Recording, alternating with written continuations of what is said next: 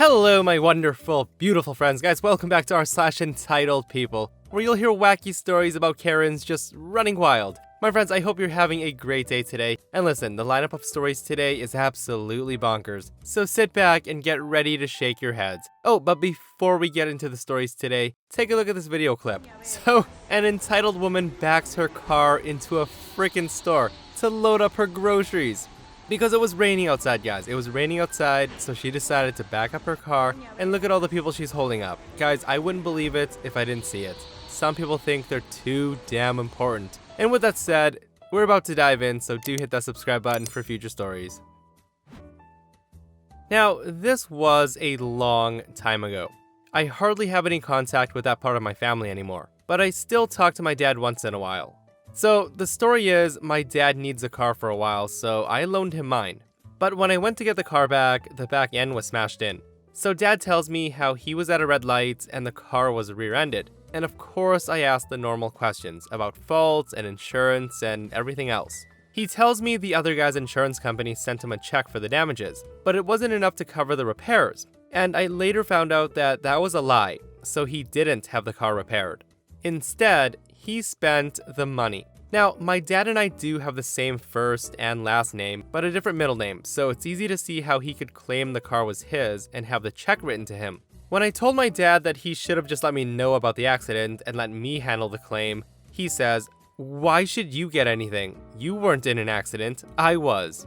And we did have an argument about this, but none of my dad's points were even anywhere close to being valid. He also wasn't hearing what I had to say. I then asked my dad to leave the car at his house for a few days and said I would arrange to have it picked up and repaired. A couple days later, I went to his house, but I didn't see the car, so I thought he wasn't home. When I called him to ask where he was, he said that he was at home. When I knocked, he answered.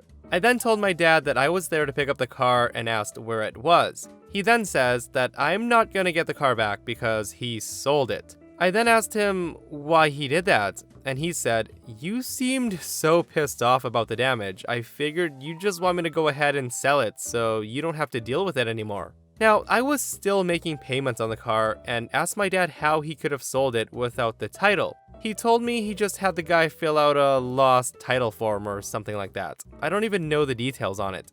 So I then told him that I think it's going to be a problem when the guy tries to register the car and finds out that there's a lien on the car. My dad then says, "That's the buyer's problem, not mine." So when I asked him how much he got for it, he told me that he got $3,000. Even with the damage, it could have easily been sold for $7,000 and definitely no less than $5,000. I then asked my dad for the money.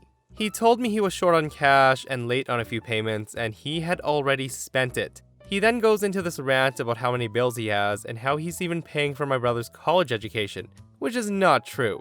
Plus, my brother was sitting right there. He dropped out of college, but he didn't tell me, even though he kept cashing the checks I sent. Now, I have very little contact with my parents after that, and I think I only saw them one time since then, which was around the time I got married, but not at the wedding because they refused to go. None of this is all surprising though. I should have never even loaned the car to my dad in the first place. My friends, at that point, I think I would have gotten the police involved. The dad basically stole OP's car, sold it, and then spent the money, which is absolutely ridiculous. And what's even more ridiculous is, the guy who bought the car for cheap from dad is laughing because he got a car for half price. Either that or he fixed it up and sold it for the 7 or 10 grand that it's worth, which is a steal. No pun intended. My friends, let me know in the comments below how many of you would have called the police on your mom or dad if they did this. So, some backstory first. I work at a large grocery store chain, as someone who stocks groceries. Now, it is a pretty small store, so most of the employees can do almost all of the tasks. So this particular night, I was putting away a cart of items that customers decided that they didn't want, which is called overstock. Now, I should preface this with the fact that I am deaf, but I'm not completely deaf. I can faintly hear things like slamming doors, loud noises, and some things like that. I definitely cannot hear voices at all. Now, while I'm deaf, I do know sign language. I have a large pin and a lanyard that I wear in the store that tells people that I am in fact deaf. In addition to this, I do have a small notebook that has a variety of pre-written responses to questions, sort of like flashcards. Though communication is difficult sometimes, I do try my best to make things work, and I am very prepared. Most people are understanding. They work with me, and we get through the conversation, and some kind people even sign with me, which always makes me smile. Now, I also want to note that I am pretty young, and I don't look like the typical hearing impaired person. So when people sometimes get a little grumpy because I don't respond right away, they're always very apologetic. But oh, not this time. And this is where the story gets good. So I'm mulling along one evening and decide to get an early start on the overstock from that day, which was filling a shopping cart to the max. Now, since this was earlier than I normally begin, there were more people in the store as opposed to when I usually start. No big deal. I start anyway. About half a shopping cart later, I'm in the paper towel section when I feel someone roughly poke me in the shoulder. At that, I jump. I turn around startled to see this Karen. She's taller than me. She's also very thin, probably mid-50s, with frizzy blonde hair and sunglasses. She begins to, what I assume was yell, judging by the aggressive look on her face. At this, I begin to point at my lanyard and my ears, trying to communicate that I in fact cannot hear her. According to the nice customer who I'll introduce in a moment, she was saying things like, "I'm talking to you. I've been trying to get your attention for 5 minutes." She then takes a step forward and grabs my lanyard, and she is yanking it violently, and it gets unsnapped from around my neck, and then she throws it to the ground. Now at this point, I'm very nervous and beginning to panic. Now I try to actually say that I can't hear, but I'm not sure how it came out as I've never actually heard my own voice.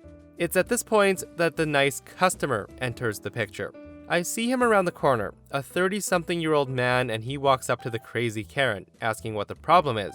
The customer looks over to me, and I frantically point to the pin on my mask and grab my notebook and scribble down, "I'm deaf. I don't know why she's yelling at me. Can you please help?" The customer then turns to crazy Karen, and they exchange some words.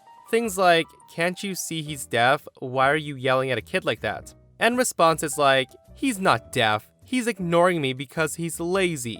Now this does go on for a few minutes, with me having no clue as to what's going on. This has caused a scene with people starting to surround us. It finally attracted the attention of 2 managers. Manager 1 walks up to me, while Manager 2 walks to the customer and Karen. Manager 1 knows sign language and asks me if I'm alright, and I say I am and grab my lanyard from the ground. The manager then tells me to grab my things and wait for her in the employee break room. About 15 minutes later, Manager 1 and 2 walked in with a police officer, and the crazy Karen had been arrested. Manager 1 explains to me in sign language that the crazy Karen had been arrested for 3rd-degree assault, and the officer needed a written statement and asked if I wanted to press charges. I happily said yes and gave my statement. The nice customer stuck around, and I wrote him a thank you note. That was by far the worst experience I've ever had with a customer, but I'm thankful that awesome people like that customer and my 2 managers exist. My friends, I've read a lot of stories where crazy Karens assault employees, and it sounds too outrageous to be true. So listen, if you happen to work or have worked in retail and have had an experience like this, please do let me know. Now, this is something that happened years back, but I remember it well since it became one of those family stories that you always tell for a laugh. I was 20 years old and living with my mom in Dominican Republic when I finished college. At the time, I had a feisty long-haired chihuahua named Ponky. He was the sweetest dog in the world, but man, if you guys know chihuahuas, they can be a bit loud and barky and scary, but the neighborhood kids loved him. At the time, we were living in a nice neighborhood, and the house had a huge backyard. Instead of a fence, the backyard had a 7-foot wall surrounding it. There was a large passion fruit tree close to the wall, and this is important to the story. Now, when the trees bear fruit, they don't hold back. They grow heavy with the fruit, and my mom would usually give the fruit away to the neighborhood kids. Now, like I said, my mom a lot of the time gave the fruit away to kids, or let them come and pick it themselves. But as always, there was one little brat. Enter the kid from across the street. Now, this kid got it into his head that he didn't want to knock on the door to ask for fruit. Instead, he would climb the 7-foot wall and take the fruit from the tree and then climb back over the wall. One thing about my dog is that he does live outside and kind of serves as this little cute guard dog to alert us of any intruders. Seeing the boy hop the wall all the time would make my dog go crazy with barking. And of course, my mom would run outside screaming at the boy to stop doing that. Now, my mom knew the family was a bunch of idiots, and she didn't want trouble. 4 times she spoke to the boy, telling him, "Please, just come to the door. I'll let you in the back so you can grab some fruit. You're scaring the dog and causing it to go crazy. I will give you all the fruit you want, if you just ask." Now, when talking to him didn't work, my mom went to his house. And this is how the conversation with Karen went down. Mom says, "Hey, so your son keeps trespassing into my yard and climbing a tall wall without supervision. He's making our dog very upset. He can have the fruit, but he just needs to ask." Karen says, "I can't control everything he does all day.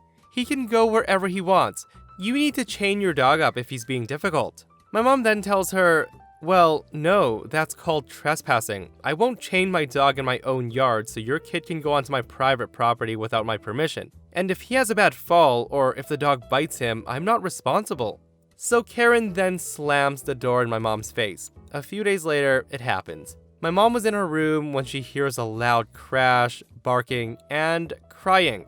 Now, of course, the kid had slipped and fallen somehow and twisted his ankle, and of course my dog was furiously running up to him, barking, and he did nip at him because he senses that this is an intruder. My mom makes sure the kid's okay, and he's fine. The nip from my dog did not draw any blood, and the ankle will heal. She then sends him home thinking he's learned his lesson, and he won't climb the wall anymore. Well, a week later, I get the mail. Karen was suing us for medical expenses and wanted my dog put down. And I lost it. Now, I did want to go there and scream at her for wanting to hurt my dog, but my usually fiery mom made me calm down as we'd go to court. So on court day, I was very worried. I wasn't sure what the Dominican law was on the matter, but I knew that in some countries that if any dog bites you, it's automatically put down. Enter Karen and judge. She was suing us for the equivalent of $4,000 US for her son's medical expenses due to the bite, and she was demanding the dog be destroyed. The judge then asked my mom to tell her version of events, and asked Karen if this was all true. Karen says, "Yeah, what she says is true." The judge then says, "So you're telling me that your kid trespassed onto private property, which is illegal, to steal something that he could have gotten for free in the first place, and he got bitten by a scared dog as a result?" Karen then says, "Well, yes, but my boy should be able to go where he likes. It's his right. This dog needs to be put down so my son can go wherever he wants without fearing getting attacked by wild animals." The judge then says, "No, your son is not entitled to go where he wants on other people's property. Sorry for the wake-up call. Do you let strangers wander into your home whenever they like? And do you have photos of the child's wound?" Karen then says, "No, he didn't break any skin, but he could have killed my son. Then how do you explain your supposed medical bills for the bite?" The judge then turns to my mom and says, "Can I see this dog?" My mom then shows the judge a photo of the dog, and the judge rolled her eyes. The judge then says to Karen, "Ma'am, do you understand that if your child would have trespassed onto a property with a larger, more aggressive dog breed, that he might not be alive?" So the judge then looks to my mom and says, "Ma'am, you are free to go. If you decide to countersue for destruction of property and trespassing, feel free to do so, as you do have a good case." So long story short, the kid did not trespass again. The Karen did end up having to pay for my mom's legal fees though. Ha, guys, imagine being that entitled. Get rid of your barky guard dog so my son can trespass and steal from you in peace. Like, I have no idea what that boy was thinking though. Why make it so much more difficult for you to get something that's offered to you for free? Like, all of this could have been avoided if he knocked on the door, talked to Opie's mom, and she gave him the free fruit. I'll never understand what goes through some people's minds. So about a year ago, my wife and I bought our own house after saving up for quite a while. And we were able to get a 2-story, 3-floor house, 2 floors above ground with 1 basement. We then renovated and moved in shortly after. About a month after we were completely done moving in, my mother lost her job and she couldn't afford to pay for her own house. So I told her that she could live with my wife and I and live in the basement, which has a bedroom, a bathroom, a kitchen, and a living room, so it's basically its own house. I also didn't make her pay the bills or anything just because she's my mom. Recently though, she's been asking me to come downstairs to wash her dishes. She'd also asked me to vacuum the basement for her and clean my office space, which she doesn't even need to be in because it's on the 3rd floor, which I specifically told her not to go up there. I then tell her that I didn't need to clean her things or mine for her and remind her that she lives downstairs and that she should clean her space that she's living in and that I will clean the upstairs whenever I want to. When I tell her that though, she gets extremely upset and begins to steal my things. The first time, it was my car keys, leaving me late for an appointment, and then my TV remote, and now my keyboard and mouse for my PC, which I need for work.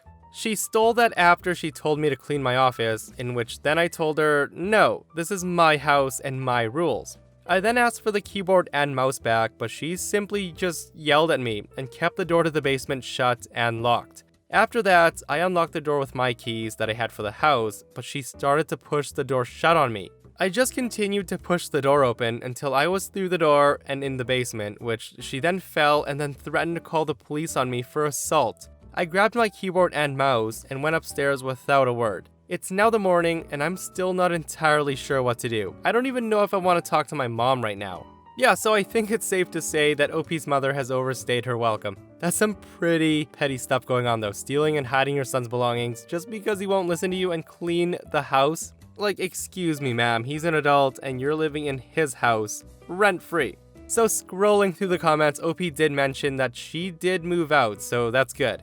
And that, my friends, brings us to another end of our entitled people. Guys, we survived another one. I hope you got your crazy Karen fix for the day. And if you missed the last episode I did, I will link it right here. A woman makes a terrible decision and decides that demanding money and robbing a bank is much faster than waiting in line. Check it out if you haven't, and I'll see you guys in the next one. I love you.